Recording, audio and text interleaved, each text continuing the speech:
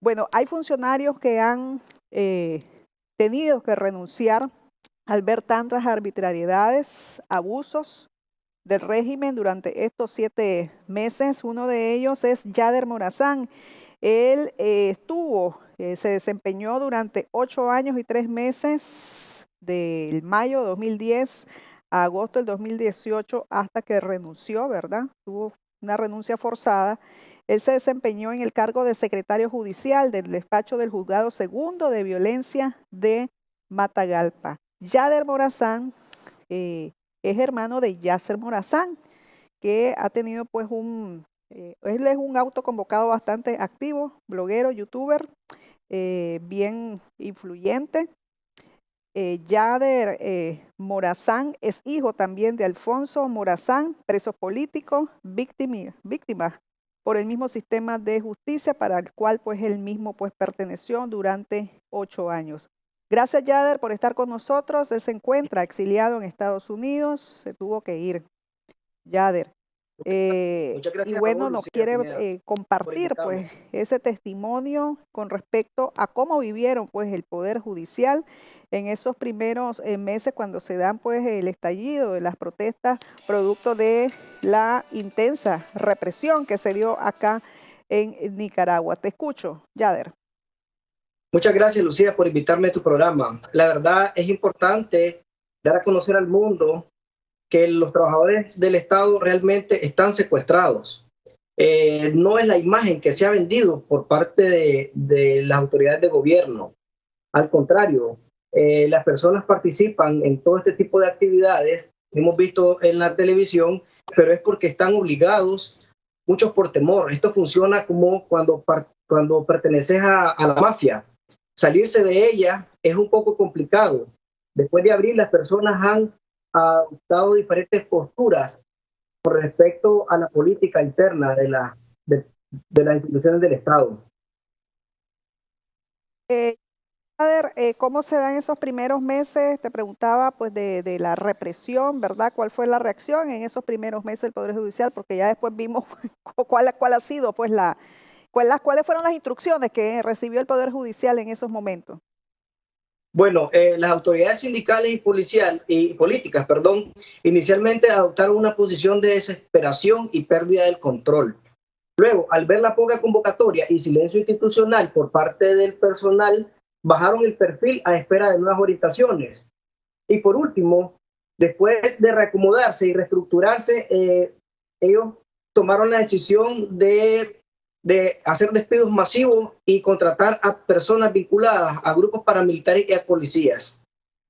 Los primeros días de abril, los trabajadores del complejo judicial de Matagalpa vieron la oportunidad para rebelarse y dieron la espalda al gobierno como una forma de repudio a las reformas del INS. Claro, las consideraban que iban en detrimento de sus propios derechos. Incluso condenaban los asesinatos y represión policial. En su mayoría, no participaron en las actividades convocadas por las estructuras políticas y de dirección. Sin embargo, los obligaban a tomar decisiones a favor del gobierno y manifestarse. Hacían rezos constantes dentro de la institución y fuera de ella. En ese tiempo inició una serie de reuniones secretas en las estructuras de dirección porque esto no se lo esperaban, donde participaban sindicatos y políticos. En esa fase, ellos involucraron a políticos del territorio y comenzó un clima de temor, estrés, conspiración y muchos rumores. Al ver esa pérdida del control, se bajaron líneas de que no iban a despedir a nadie, pero por otro lado nos hacían un bombardeo constante, queriéndonos vender la idea de que el MRS había planeado todo y que eran intereses políticos partidarios. Se reconfiguraron inmediatamente las estructuras políticas, porque las estructuras que ellos tenían no eran estructuras totalmente comprometidas o convencidas, al menos a hacer cosas extremas como las que hemos visto en la actualidad. Restituyeron a los cuadros históricos que habían dentro del frente, al menos los que pertenecían dentro del Poder Judicial, y emergieron nuevos liderazgos, claro, liderazgos más comprometidos con actos criminales. En muchas ocasiones se suspendió el trabajo por temor. Había un temor generalizado. Cuando se estaban en funciones, constantemente habían personas encargadas en cada una de las dependencias a estar observando, monitoreando. No trabajaban, sino que se dedicaban a estar, comúnmente llamamos ahora los sapos. Habían estructuras que estaban organizadas y pasaban información a los CLS centralizados. Otra de las cosas... Sí. Contanos un poco si Otra de las cosas es que, discúlpame. Contame un poco si hubo pues funcionarios, trabajadores del Poder Judicial ahí en Matagalpa, si salieron a reprimir y si tenés nombres, quiénes son los que salieron a reprimir y con qué fue que salieron a reprimir.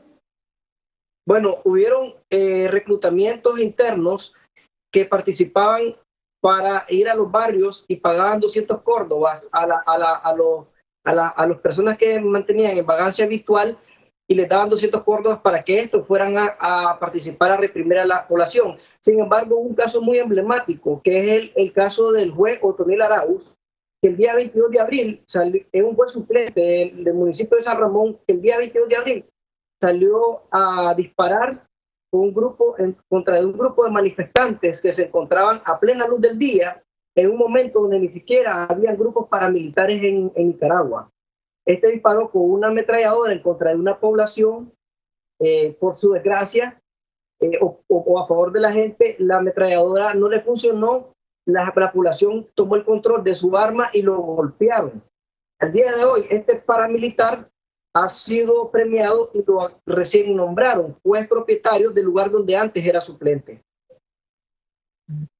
O sea, esa fotografía, bueno, nos compartías alguna fotografía, ese es antes estaba de juez suplente, ahora es juez propietario, este juez que disparó. ¿Por qué sale herido ahí? ¿Quién lo hirió a él? Cuando a él se le traba el arma, la población se le abalanza encima y la población que se encontraba en la manifestación del 22 de abril, en una calle central de Matagalpa, en plena luz del día, y la misma población lo golpea. Sin embargo, estas personas autoconvocadas tomaron la decisión de no golpearlo muy fuerte porque lo tenían prácticamente en sus manos. ¿Qué otros funcionarios? Sí, ¿qué otros funcionarios podríamos mencionar que se vieron involucrados pues en la represión?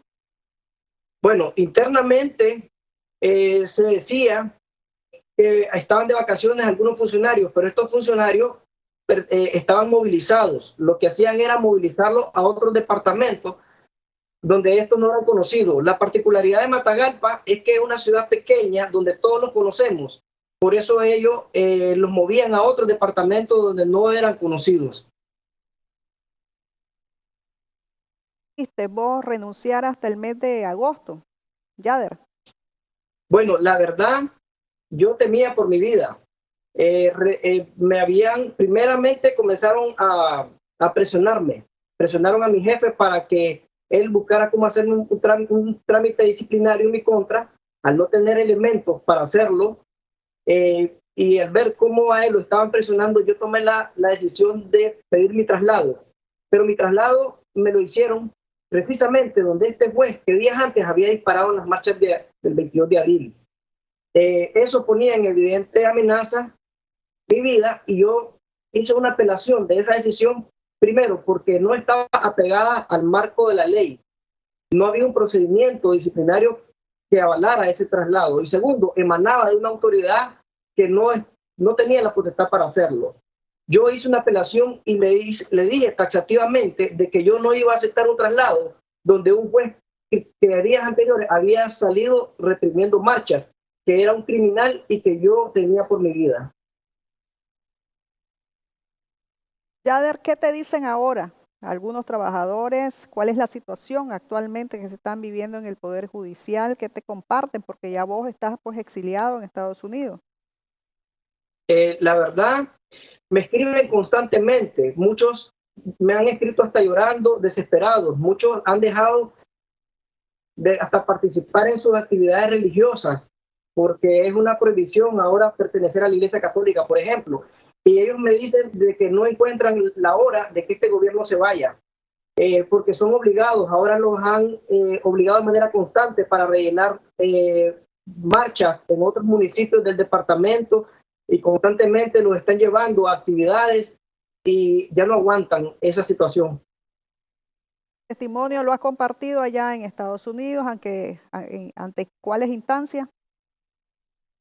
Bueno, actualmente pienso abrir una serie de denuncias y llevar la voz de aquellos funcionarios públicos que están sin voces en Nicaragua y que realmente ya no aguantan al régimen y las represiones. En su mayoría están en contra del régimen y esto se pudo ver en los primeros días de abril, cómo le dieron la espalda al gobierno.